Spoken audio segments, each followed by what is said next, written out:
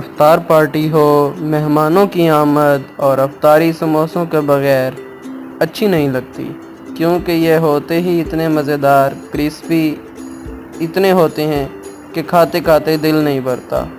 مگر کیا آپ جانتے ہیں کہ سب سے پہلے سموسہ کس نے کس جگہ بنایا اور اس کے کیا کیا منفرد نام ہیں؟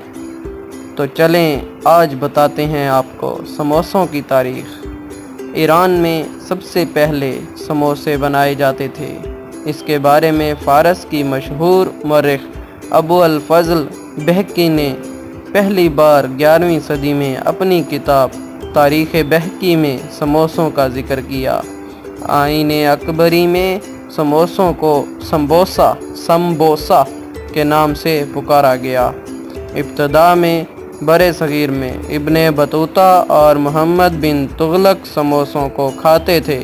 اس کا ذکر کرتے ہوئے ابن بطوطہ بتاتے ہیں کہ سموسک یعنی سموسہ ان کی مرغوب ڈش ہے، جس میں قیمہ، بادام، پستہ اور اخروٹ بھرا جاتا تھا اور پلاؤ کے ساتھ تناول فرمایا کرتے تھے۔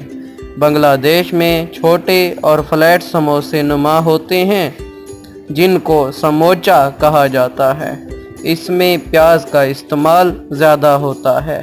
مشرقی انڈیا میں ان کو شنگارا کہا جاتا ہے، لیکن یہ میٹھے سموسے ہوتے ہیں۔ شمالی انڈیا میں سموسوں میں آلو اور مٹر بھرے جاتے ہیں۔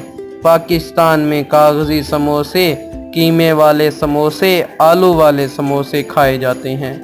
کہیں بڑے سائز کے، کہیں زیادہ مرچوں والے، کہیں چنے بھرے سموسے کھائے جاتے ہیں۔ سموسوں کی تاریخ ہی بڑی انوکھی ہے۔